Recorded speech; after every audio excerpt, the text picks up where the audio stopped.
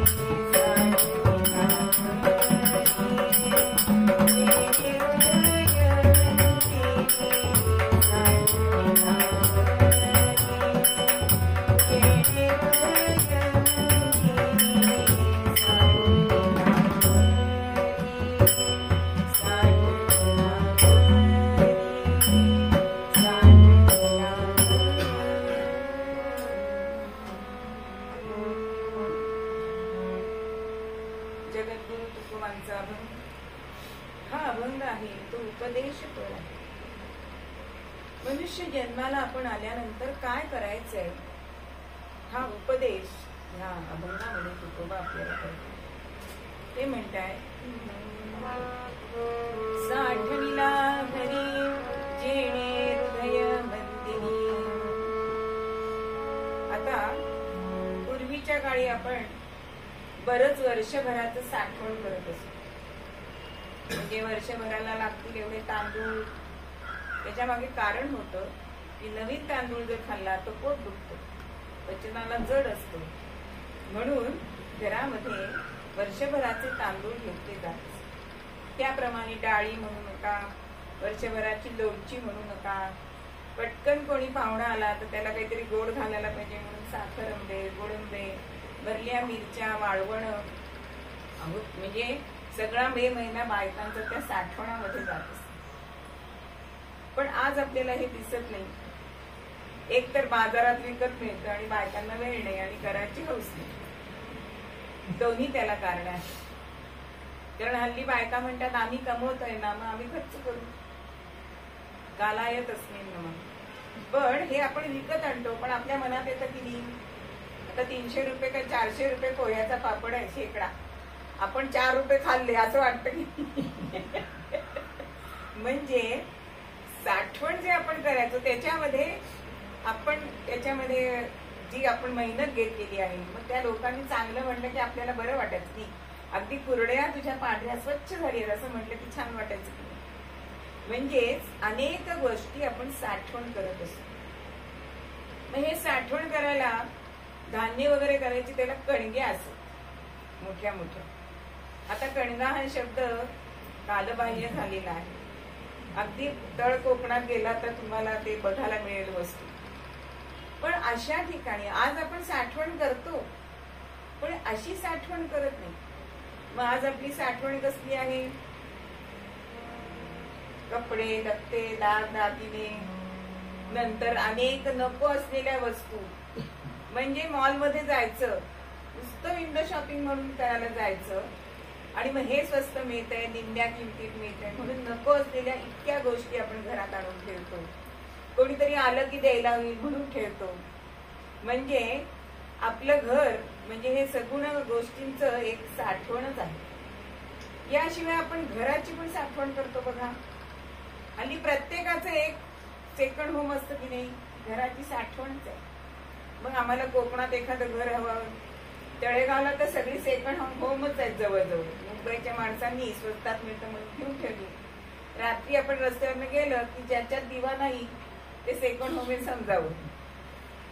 अशी साठवण आपण करतो. पण तुकोबा आपल्याला सांगतायत की साठवण कोणत्या गोष्टीची करा? तर साठविला हरी जेणे हृदय मंदिरी.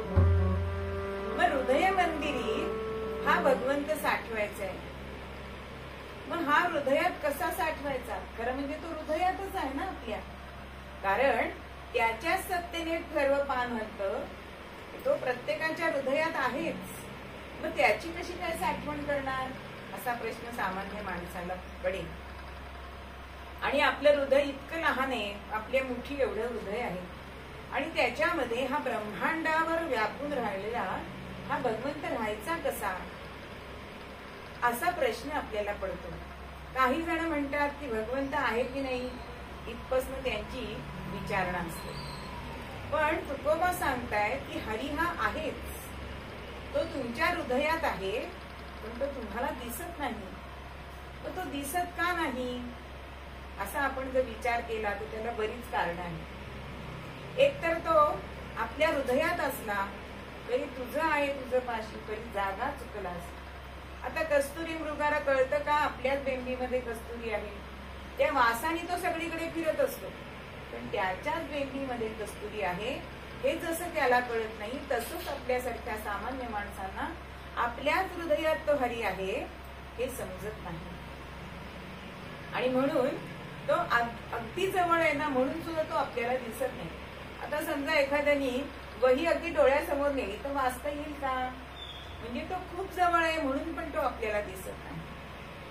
एखादी गोष्ट खूप दूर असली तरी पण आपल्याला दिसत नाही, कारण आपण त्याच्यापासून मनाने खूप दूर होतो.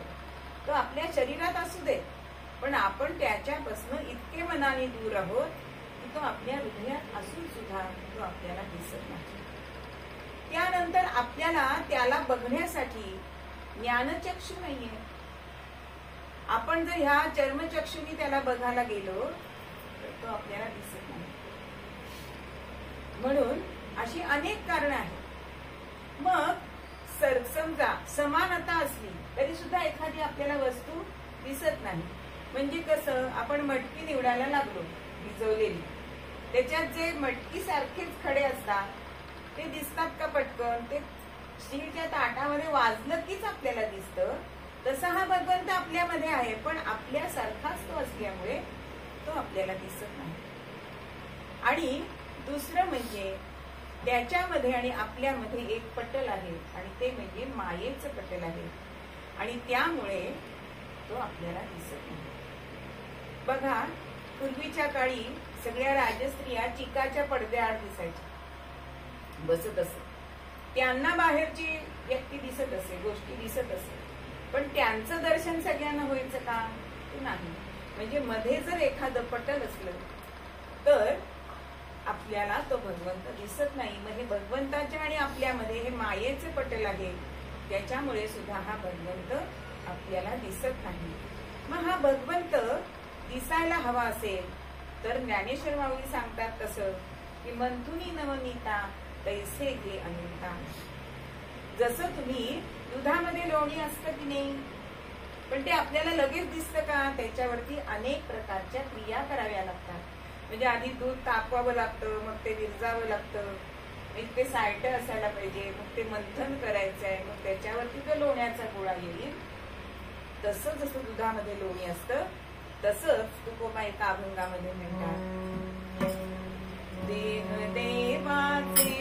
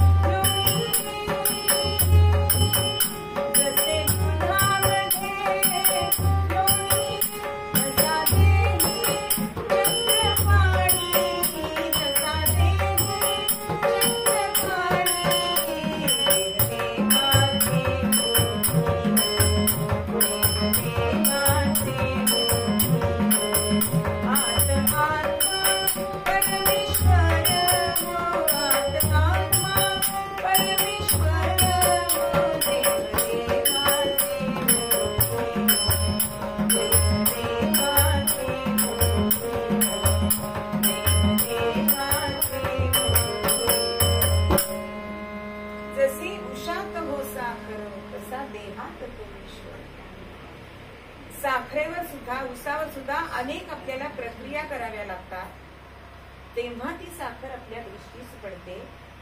तसं हा भगवंत आपल्याला आपल्या हृदयातून मंथून काढायचा आहे आणि त्याचं दर्शन घ्यायचं. मग हा हरी मोठा ब्रह्मांड भरून आहे. आपण बघितलं की पंचमहाभूतामध्ये भूजल तेज समीर असा भरलेला आहे. मग हा इतका छोटा होऊ शकतो का? तर नभी वावरे अणु रेणू समनी पिता ठाव त्यारा वाद येणार नाही, असं समर्थ सुद्धा त्यासच तो विचार मांडतात या श्लोकामध्ये. मग हा रीता ठाव नाहीये, फक्त आपली दृष्टी आपण बदलली पाहिजे. एकदा समर्थ किती योग्यतेचे आहेत म्हणून समर्थांची परीक्षा घेण्यासाठी एका गुरूंनी आपल्या शिष्याला त्यांच्याकडे एक वाटी घेऊन पाठवलं आणि सांगितलं की समर्थांना सांग याच्यामध्ये ब्रह्म भरून द्या एक वाटीभर. आपण जसं शेजारी उष्णी मागायला जातो साखर, तसं त्यांनी ब्रह्म एक वाटीभर द्या असं सांगायला सांगितलं. समर्थांनी ओळखलंय आणि समर्थांनी ती वाटी बघितली आणि म्हणतायत, अहो मी ब्रह्म दिलं असतं, पण ही वाटी भरलेली आहे, की तुमच्या गुरूंना सांगा रिकामी करून पाठवा, मग मी तुम्हाला वाटीभर ब्रह्म देतो. मग असं हे ब्रह्म सगळ्यामध्ये भरलेलं आहे, तसंच तो हरी आपल्यामध्ये सुद्धा भरलेला आहे. आणि हरी हा भरलेला जो हृदयामध्ये हरी आहे तो कशामध्ये साठवायचा आहे? तर हृदय मंदिरी साठवायचं. जसं मंदिराची आपण पवित्रता राखतो तसं या हृदयाची सुद्धा पवित्रता आपण राखली पाहिजे. कारण जिथे स्वच्छता आहे, जिथे पावित्र्य आहे, तिथेच भगवंत राहत असतो. मग आपल्यामध्ये मनामध्ये कुठला केर कचरा भरलेला आहे? तर षट्रिपुजे आहेत, काम क्रोध लोभ मद मोह मत्सर, हे सगळे आपल्या हृदयात आहे. त्यांचा कचरा जर आपण बाजूला काढला तर ते हृदय मंदिर स्वच्छ होणार आहे. आणि अशा पवित्र झालेल्या मंदिरामध्ये हा हरी राहतो. आणि हरी म्हणजे दुःख हरण करणारा, म्हणून इथे तुकोबा हरी हा शब्द वापरतात. भगवंताची 1000 नावं आहेत, पण त्याच्यापैकी हरी हा शब्द का वापरतात? तर दुःखांचं हरण करणारा असा हा भगवंत आहे. मग असा भगवंत तुम्ही हृदयामध्ये साठवलात होईल? तर त्याची सरली येर झार, झाला सफल व्यापार. येर झार म्हणजे येणे, येर म्हणजे येणे आणि झार म्हणजे जाणे. ह्या जगामध्ये येणं आणि या जगातून जाणं ह्याला तुकोबा येर झार असं म्हणतात. म्हणून जन्म मरणाचा जो फेरा आहे, म्हणजे आपण जन्माला येतो आणि पुन्हा मरण पावतो, मृत्यू पावतो, ही जी तुमची येर झार आहे ती कशाने जाईल? तर भगवंत तुम्ही हृदयामध्ये साठवला तर ही तुमची येर झार मिटेल. आणि ही एकदा येर झार मिटली की काय होईल? तर झाला सफल व्यापार. आता व्यापारी हा व्यापार कशासाठी करतात? तर लाभ होण्यासाठी, नफा होण्यासाठी. आतबट्ट्याचा व्यवहार कोणी करत नाही. काहीतरी त्याच्यामध्ये आपल्याला लाभ होईल असा विचार प्रत्येक व्यापारी करत असतो. मग आपल्याला हा व्यापार करायचा आहे तो भक्तीचा करायचा आहे. म्हणजेच त्या हरीला आपण आपल्या हृदयात ठेवलं की ही जी येरझार हाच आपला व्यापार आहे. आणि त्याच्यातनं नफा काय? तर आपला हा जन्म मरणाचा फेरा हा चुकला जातो. आणि म्हणून ह्या हरीला तुम्ही तुमच्या हृदयामध्ये ठेवा. मग असा हा हरी जर आपल्या हृदयात ठेवला म्हणजे एकदा हरी आपल्या हातात आला तर काय होईल? त्याच्या पुढच्या चरणामध्ये तुकोबा सांगतायत की हरी आला हातात मग भये, मग दूर होई भव चिंता. म्हणजे आपण काल बघितलं की चिंता कशी करतो मनुष्य? सगळ्याची चिंता करत असतो. पण सगळे संत आपल्याला काय सांगतात की चिंता करू नका, चिंतन करा. त्या भगवंताचं जर तुम्ही चिंतन केलं तर तुम्हाला ही चिंता राहणारच नाही. मग भवचिंता तुमची दूर होणार आहे. म्हणजेच एकदा हरी तुमच्या हृदयात बसला की तो तुमचाच होणार आहे. म्हणजे तिथे द्वैत जात. आणि द्वैत गेलं की भगवंत आणि आपण ह्याच्यामध्ये जे अद्वैत होतं ते अद्वैत महत्वाचं आहे. जसं आपण बँकेतनं सारखे पैसे काढले की बॅलन्स रिकामा होतो की नाही, तसं जर आपण ह्या हरीचं चिंतन केलं तर आपल्या जो पापाचा जो बॅलन्स आहे तो हळूहळू नाहीसा होतो. आणि म्हणून तुका म्हणे हरी ह्या उरामध्ये तो काही उरूच देत नाही. म्हणजेच आपलं जे मन आहे ते निखालसपणे स्वच्छ करण्याचं काम हा हरी करत असतो. म्हणून हा हरी आपल्या हृदयामध्ये साठवा असं तुकोबा सांगतो. पण हा हरी प्रत्येकाला दिसेल असं नाही हो. कारण काय होतं? मध्ये अहंकार येतो. जर आपल्याला मध्ये समजा एखादी वस्तू दिसत नाहीये, समजा मध्ये खांब आला तर ती वस्तू आपल्याला जशी दिसत नाही, तसा जर अभिमान आपल्या मनामध्ये आला तर आपल्याला भगवंत दिसत नाही. एकनाथ षष्ठीची गोष्ट सांगते की नाथ षष्ठीला नेहमी असं म्हणतात की पांडुरंग येऊन तिथे घागर घालतो आणि तो रांजण करतो. आता ही अनेक वर्ष, जवळजवळ 400-500 वर्ष चालणारी ही गोष्ट आहे. पण एक पोलीस अधिकारी होता आणि त्याला असं वाटलं की कसं काय शक्य आहे? आता मी तिथे त्या रांजणाच्या इथेच बसतो आणि कोण घागर टाकतोय हे मी बघीन. आणि मनोमन ठरवतोय की त्या व्यक्तीला मी नमस्कार करेन. कारण मला तिथेच बसल्यामुळे कळेल ना कोणी घागर टाकले. आणि मग ज्यांनी घागर टाकले रांजण भरलाय आणि तोच भगवंत आहे असं समजून मी त्याच्या अगदी दंडवत झाली. झालं. घरून जाताना निघालाय आणि घरी बायकोला सांगितलंय मी घरी आल्याशिवाय यायचं नाही देवळामध्ये. ती म्हणते ठीक आहे. आणि घरी पाहुणे रावळे असतात, त्यांचं सगळं स्वयंपाक पाणी करण्यामध्ये तिचा सगळा वेळ जात असतो. आणि हा अधिकारी त्या रांजणाशी येऊन बसला. बराच वेळ जातोय, अजून काही रांजण भरत नाही. एकदा रांजणाकडे बघतोय, एकदा येणाऱ्या प्रत्येक व्यक्तीकडे बघतोय. प्रत्येक व्यक्ती घागर घेऊन येते बर का इथे. आणि लांबवर जी ओढ होती, रांग होती, तिथे त्याला त्याची पत्नी दिसली. मनामध्ये अत्यंत रागवलाय की मी सांगितलं तरीही आली. कारण तुम्ही जर ठक असाल ना तर देव महाठक होतो बर का. आज भगवंतानी काय केलंय? आज आपल्याला हा नमस्कार करणार आहे ना. आपण त्याच्या बायकोचंच रूप घेऊन जायचं आणि घागर टाकायची. आणि त्या बायकोकडे रांगेत उभे असलेल्या हा बघतोय, एकदा तिच्याकडे रागाने बघतोय, परत समोर येणाऱ्या माणसाकडे बघतोय, घागर टाकली जाते, रांजण काही करत नाहीये. असं होता होता पत्नी जवळ आली आणि पत्नीनी घागर टाकलीये आणि अहो रांजण भरलाय. आणि गोपाल कृष्ण भगवान की जय, गोपाल कृष्ण भगवान की जय असा जल्लोष झालाय, जय जयकार झालाय.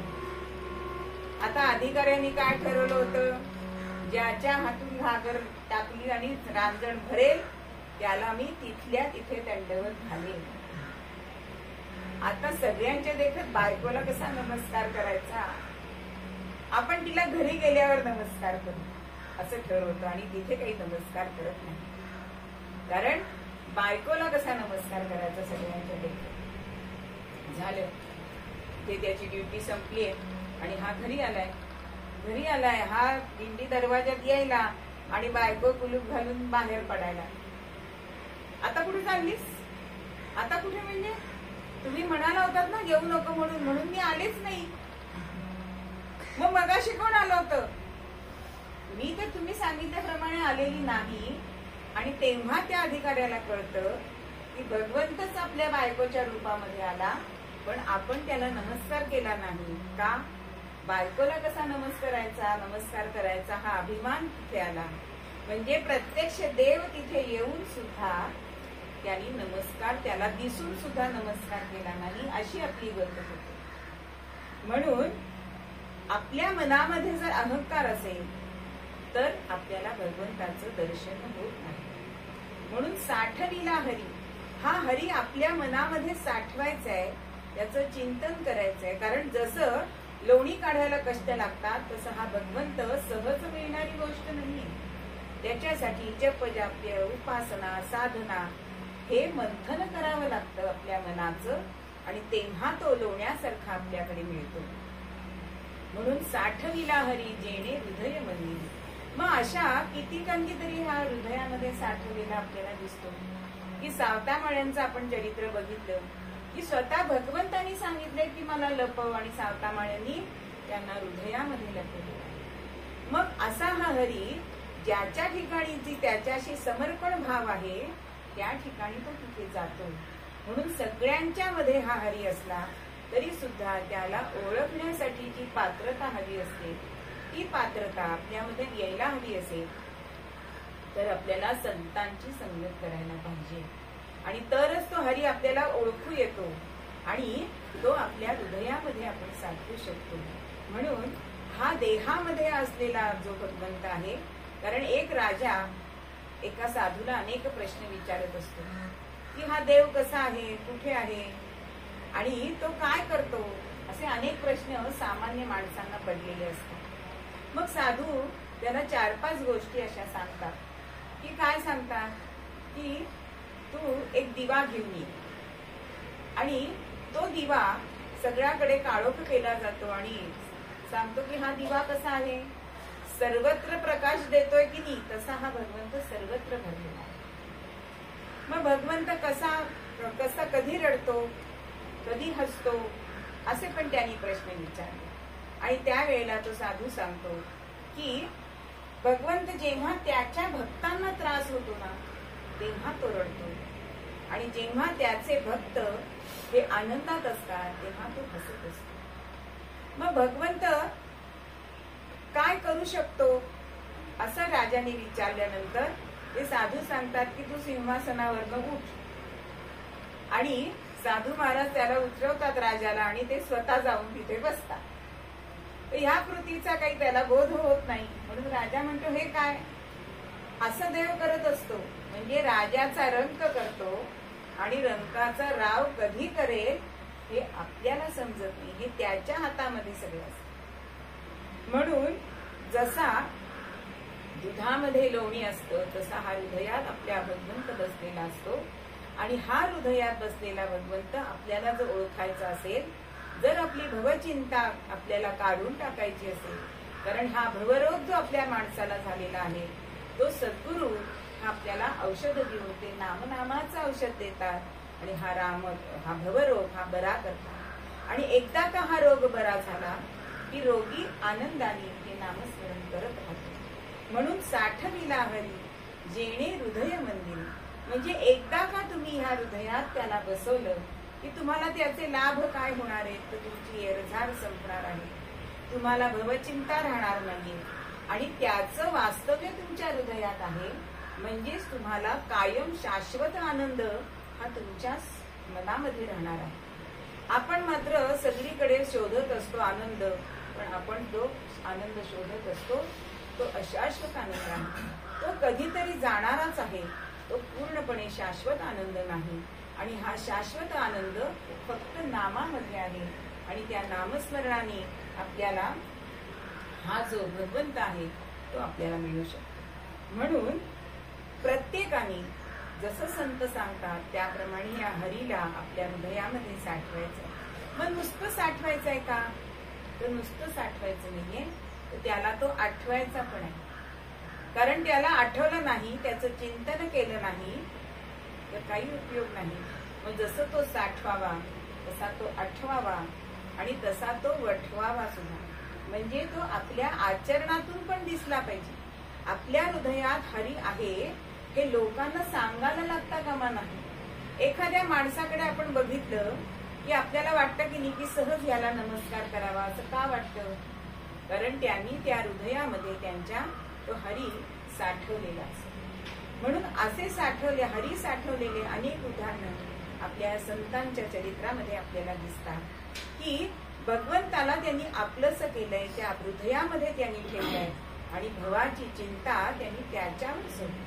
जसं आपण भगवंतावर भार टाकू तसं तो आपल्या हृदयातनं तो सगळं नियंत्रण करत असतो. मग आपल्या मनाला असं वाटतं की एखादा मनुष्य म्हणतो की मला सुंदर बायको मिळाली, पण भगवंताच्या मनात असेल तरच ती देतो. पण भगवंताला त्याला जर कर्कशा द्यायची असेल तर तो कर्कशाच बायको देतो.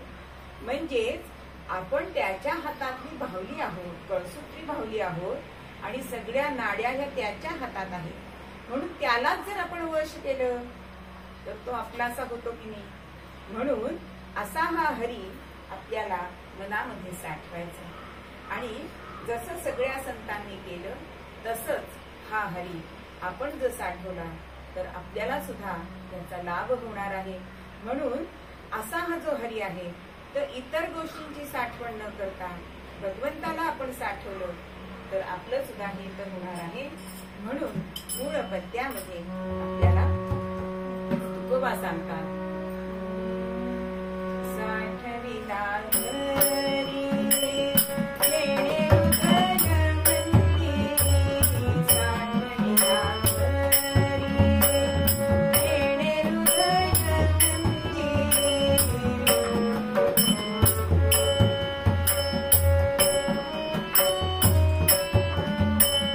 साठविला हरी जेणे हृदय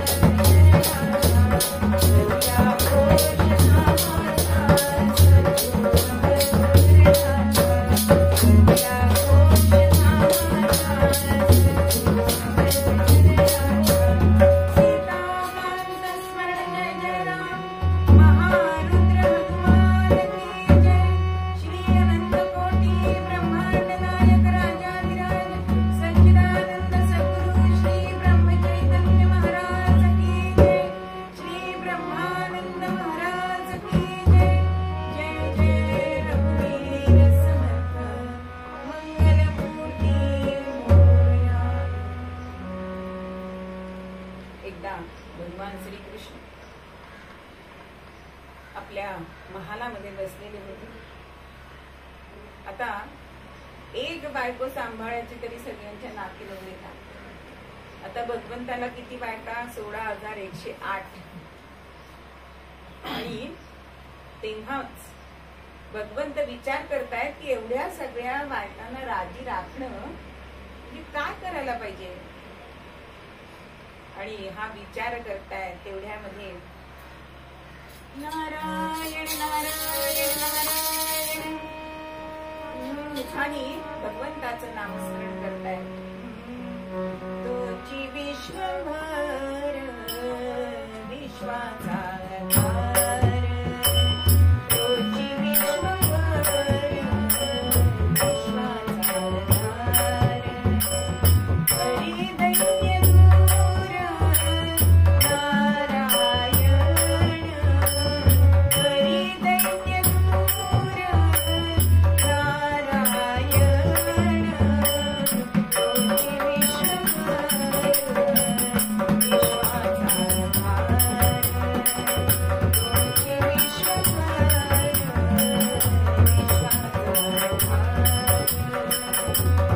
विश्वाचा आधार, विश्वाचा आधार, विश्वाचा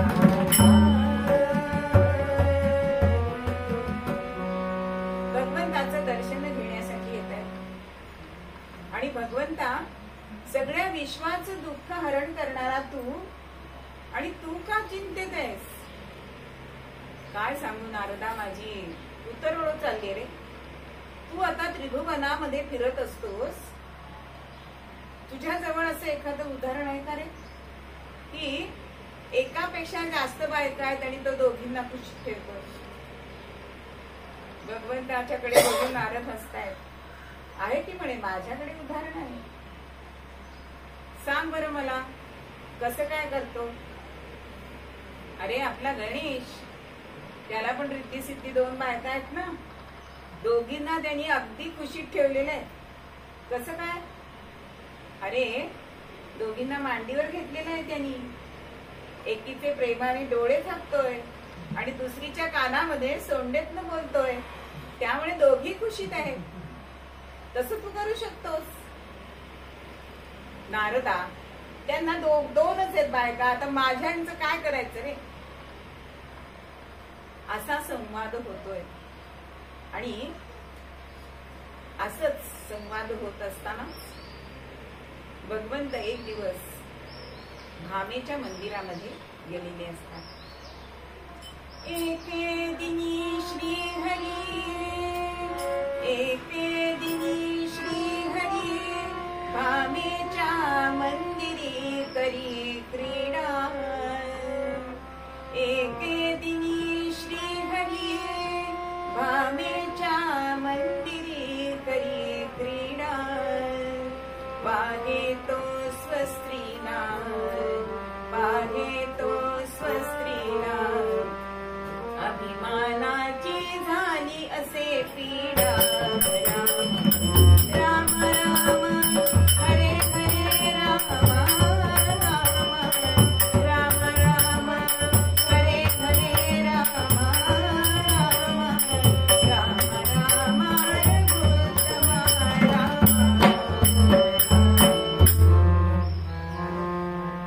भामेच्या मंदिरामध्ये भगवंत होते.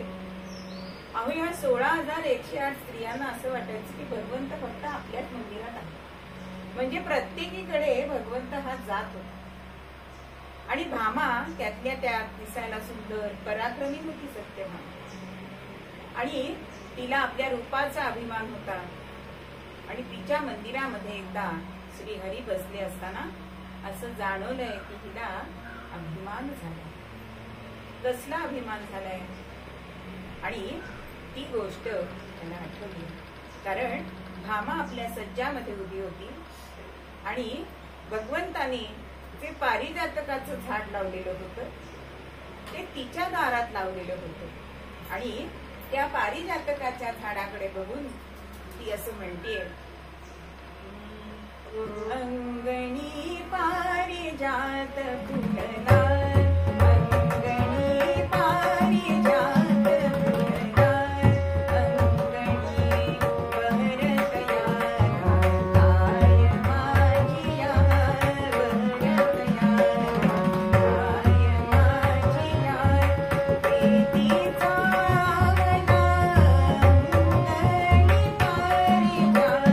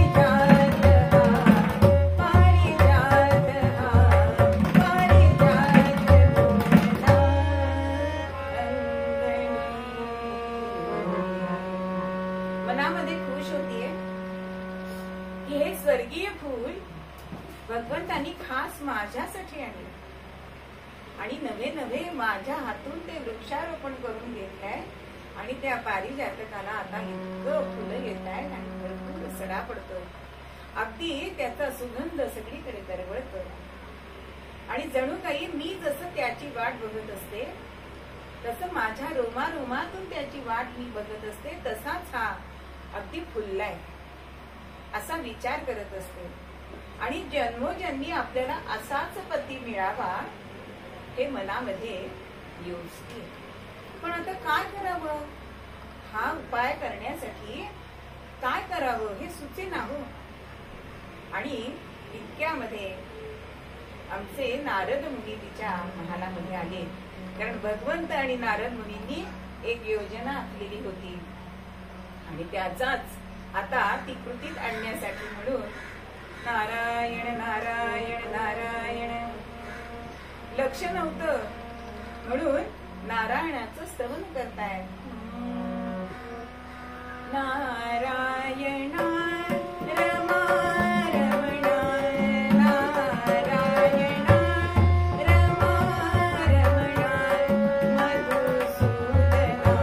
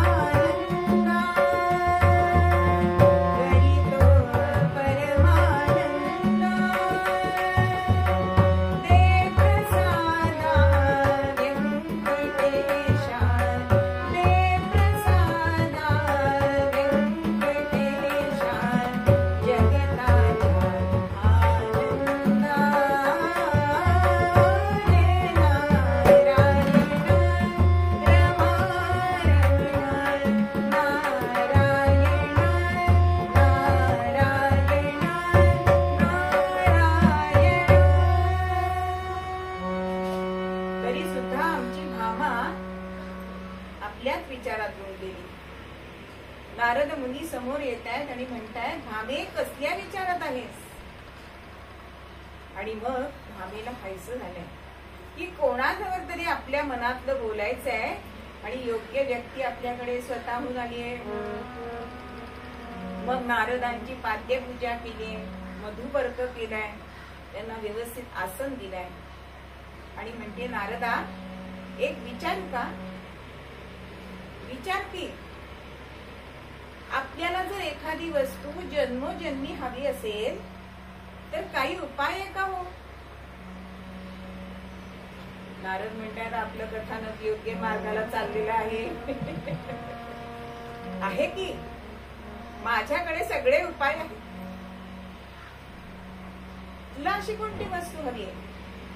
तेव्हा ती म्हणते, मला श्रीहरी सारखा पती वारंवार दर प्रत्येक जन्मामध्ये मिळावा अशी माझी इच्छा आहे. याच्यासाठी मी काय करू उपाय? अगं तुला सांगू का, दानाने ना सगळे मनोरथ पूर्ण होतात. दान कसलं दान? अगं जी वस्तू तुम्हाला हवी असेल याचं दान करायचं, इतकं सोपं आहे. उगा तू चिंतेचा घोर लावून ठेवलेला आहेस मनाला. खरंच का? म्हणजे मी श्रीहरीचं दान करायचं? अर्थात तुला श्रीहरी जन्मोजन्मी पती हवाय ना, मग तुला श्रीहरीचं दान करावं लागेल. आणि मग ती आपल्या पतीला विचारायला जाते. बरं,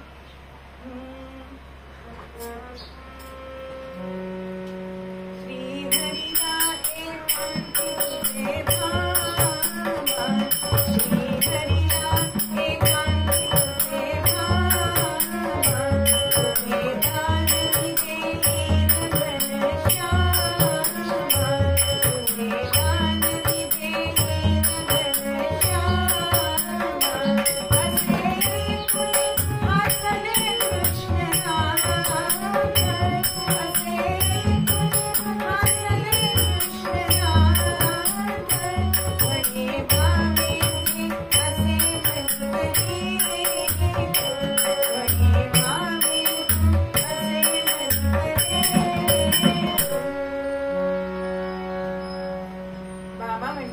ऐकायचं कडे. अगं तुझंच तर ऐकत आलोय. तुझ्यावर माझं जास्त प्रेम आहे म्हणून लोक सुद्धा मला नावं ठेवतात आणि तू म्हणतेस माझं ऐकत नाहीस. तसं नाही हो. पण मला आता नारद मुनींनी असं सांगितलंय की जी वस्तू हवी असेल ना त्याचं दान करायचं आणि मला तुम्ही जन्मोजन्मी पती हवे म्हणून मी तुमचं दान देणार आहे. तुमची तयारी आहे ना? आता तुझ्या ह्याच्यामध्ये मी काही कधी आडवा आलोय का? तुझी पूर्ण इच्छा मी पूर्ण करणार. तुला दान द्यायचंय ना मला, दे. आणि मग ही कोणत्या ब्राह्मणाला दान द्यावं म्हणून द्वारकेमध्ये फिरायला गेली, विचारायला गेली. म्हणून गोपाळ भट्टांकडे आली आणि त्यांना म्हणते की गोपाळ शास्त्री तुम्ही महालामध्ये या, मला दान द्यायचं. आता गोपाळ शास्त्री म्हणतायत कसलं दान द्यायचं आहे? द्रवरूप आहे का घनरूप आहे? म्हणजे तसं मला घेऊन यायला ना सामान, मोठी थैली आणायची का काय करायचंय? अहो घनरूप नाही, द्रवरूप नाही, मग सोनं देणार आहात का? अहो सोनं पण नाही, मी ह्यांचं दान करणार आहे. अगं बाई नवलच आहे, नवऱ्याचं कोणी दान करतं का? पण हिला कोण सांगणार? अहो तुम्ही तयार आहात का घ्यायला ह्यांचं दान? तेव्हा हे गोपाळ भट्ट तिला सांगताय, तो गोकुळचा चोर बाई ग, तो नंदाचा गोकुळचा चोर बाई ग, तो नंदाचा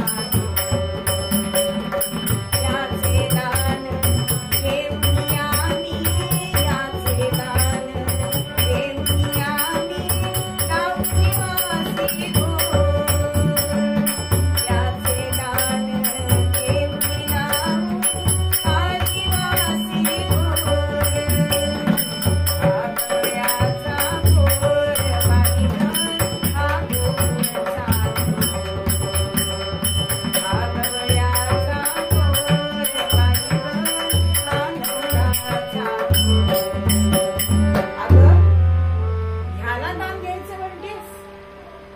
गोकुळातला चोर, त्याचं दान घेऊन मी काय करू? माझ्या जीवाला घोर. आता तो माझ्या घरी येऊन राहिला आणि चोऱ्या करायला लागला तर मला नावं ठेवतील ना. नको ग बाई, तुझा तो पती, आम्हाला काही दान नको. दुसरं काही दान देणार असलीस तर आम्ही येतो. आता ही म्हणते ह्या गोपाळ भट्टाने नाही म्हटलं तर नाही, आपण दुसऱ्या भटजींकडे जाऊ. म्हणून ही विश्वांबर भट्टांकडे येते. आता त्यांना पण सांगते श्रीहरीचं दान द्यायचंय, तुम्ही महालात या. आणि ते म्हणताय की अगं बाई, तुझ्या नवऱ्याचं का दान हवंय? गोकुळचा हा चोर बाई, गोकुळचा हा चोर बाई, लावी त्या नादी गोप नाही, लावी त्या नादी गोप नाही, याचे केले दान मी करूचे, काय करूचे. अगं अशा दुराचार्याला मी कशाला दान घेऊ? मी काय तुझं दान घेणार नाही. असं होता होता 4-5 जणांकडे गेले, पण सगळ्यांनी नाही म्हटलंय. मनास खट्टू येते की आता आपल्याला तर दान द्यायचं आहे, पण अहो दान घ्यायला कोणी तयार नाही. म्हणून महालात आली आणि समोर बसलेले नारद मुनी दिसतायत. नारद मुनींना ती म्हणते, नारदा, कोणीही श्रीहरीचं दान घ्यायला तयार नाही. आता तुम्ही हा उपाय सांगितलायत ना, मग आता तुम्हीच याचं दान घ्या. म्हणजे मला ज्याला हरीला द्यायचंय त्याची आबाळ नको व्हायला. तुम्ही त्याचं सगळं प्रेमाने करा, तुम्ही त्याचे भक्त आहात ना, तर तुम्हीच दान घ्या. नारद म्हणतात, नको ग बाई, मी असा सारखा फिरणारा, त्याच्याकडे कुठे लक्ष देऊ? मला नको हे दान. असं कसं? तुम्ही मला सांगितलंय उपाय, तर तुम्हाला अगदी आग्रह करते, तुम्ही हे दान घ्या म्हणजे घ्या म्हणजे घ्या. आता हेच हवं होतं खरं नारद मुनींना. आणि नारद मुनी तयार झाले दान घ्यायला आणि सांगितलंय की दान द्यायची वस्तू आधी ती चांगली स्वच्छ करायला पाहिजे. म्हणून श्रीहरीला चांगलं अभ्यंग स्नान घालून घ्या. आणि इकडे श्रीहरीला स्नान घालण्यासाठी खामा गेली, त्याला चांगले वस्त्रालंकार घातले आणि नारदांच्या समोर उभे केलंय. आता नारद एका सिंहासनावर, श्रीहरी एका सिंहासनावर, बळी पंचपत्री आणलेली आहे आणि नारदांनी संकल्प सांगितलाय आणि सत्यभामेच्या हातून भगवंताच्या हातावर पाणी सोडलंय आणि नारदांना दान दिले. आता नारदांना आनंद झालाय की श्रीहरी आपल्याच जवळ राहणार. आणि लगेच श्रीहरीला सांगितलंय, ही माझी तंबोरी घे, या माझ्या चिपळ्या, अहो सारखी गळ्यात धरून माझी मान दुखायला लागलीये. आता तू माझा दास झालायस, मी तुझा दास नाहीये बरं. आणि मी सांगेन तिथे तुला यावं लागेल, आज्ञा निवड. असं म्हणून श्रीकृष्ण मनामध्ये हसताय. अहो पण श्रीकृष्णाचं दान होतं आणि ही वार्ता इतकी सगळीकडे पसरली आणि या इतर सगळ्या स्त्रियांना कळले. लगबगीने सगळे आले आणि म्हणताय, अगं नवऱ्याचं कोणी दान देतं आणि तू काय एकटी त्यांची पत्नी आहे का? आम्ही पण त्याच्या पत्नी आहोत ना, आम्हाला एकदा तरी विचारायचं. म्हणून त्या तिच्याशी हुज्जत घालायला लागले. इकडे नंद, वसुदेव आणि देवकी आले.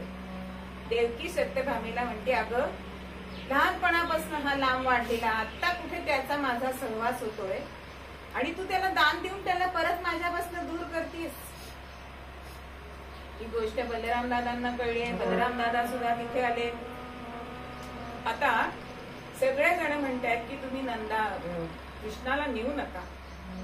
अहो तुम्ही भगवंताला नेलं तर जसं पाण्या वाचून माशाची अवस्था होते तशी आमची अवस्था होईल. पण आता ह्याला उपाय काय? म्हणून ते सगळेजण नारदांची प्रार्थना करायला लागले. प्रार्थित मुनीला नेऊ नको तू,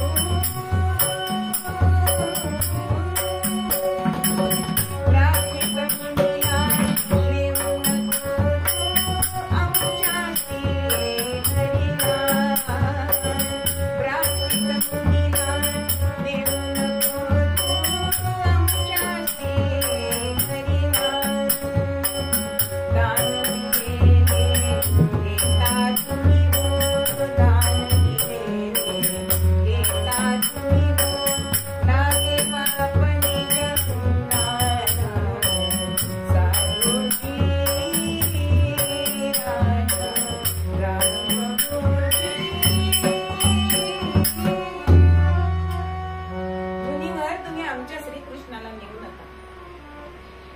आता नारद मुनी म्हणतात, अहो दिलेलं दान परत घेता, दिले दान घेतले दान पुढच्या जन्मी.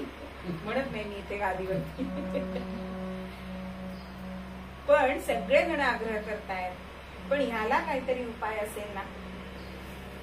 आता मुनीवर म्हणतायत एक उपाय आहे, तो तुम्हाला चालणार आहे का? काय काय सांगा सांगा. भगवंताच्या भारंभार मला सोनं द्या आणि मग तुमचा तुम्ही श्रीहरी घेऊन टाका. असं झालं. मग समोरच्याच एका झाडाला तुला लावली आणि एका पारड्यामध्ये भगवंत बसले. आता सत्यभामाला पुन्हा पण अहंकार गेला नाहीये बरं, कारण तिच्याकडे तो समंतक मणी होता. तो दररोज 8 भार सोनं देत असे. माझ्या एकटीचं सोनं म्हणजे भगवंताचं पुन्हा तोललं जाईल असं ती सांगते. म्हणून सगळं सोनं आणलंय. अनेक प्रकारचे दाग दागिने, सऱ्या, पाटल्या, ठुशी, कंबरपट्टे, तोरड्या, वांग्या, अहो किती दागिने. पण तसूभर सुद्धा काटा हल्लेला नाहीये. आता सगळा आपली तिजोरी रिकामी झाली आहे म्हणून दुसऱ्या स्त्रियांकडे बघते. आता सगळ्यांनाच हरी हवा होता म्हणून प्रत्येक जण आपलं सोनं आणून टाकायला सुरुवात केली. पण काटा काही हलेना. भगवंत निवांत बसलेले आहेत आणि समोर देवर्षी बसलेले आहेत. काही उपाय चालेना. आता होता होता होता सगळ्या राण्यांचं सोनं टाकून झालं तरी सुद्धा ही काही तोलला जाईना हरी. आणि मग सत्यभामेला असं आठवलंय की रुक्मिणी देवी इथे आलेल्या नाहीये, म्हणून रुक्मिणी देवींकडे जाते. तर रुक्मिणी माता तुळशीला पाणी घालत होत्या. सर्व हकीकत सांगितली की जाऊबाई जाऊबाई जाऊबाई नाही महाराणी, अहो मी श्रीहरीला चुकून दान दिलं ते नारद मुनींना. आणि आता नारद मुनींनी सांगितलंय की श्रीहरीच्या वजना एवढं तुम्ही मला सोनं द्या. आम्ही सगळ्यांनी आमचं सोनं घातलं पण हरी काही तोलला गेला नाही. आता तुमच्या हातामध्ये आहे. जर आपल्याकडनं हरी तोलला गेला नाही तर नारद मुनी त्यांना घेऊन जातील. रुक्मिणी हसतीये, तुळशीला नमस्कार केलाय आणि एक तुळशी पत्र पूर्ण घेतलंय. भावभक्तीचे सुवर्ण, भावभक्तीचे सुवर्ण, तुलसी पान अति पवित्र, हे मुनी करीते वंदन, वाहते श्री नारायणा.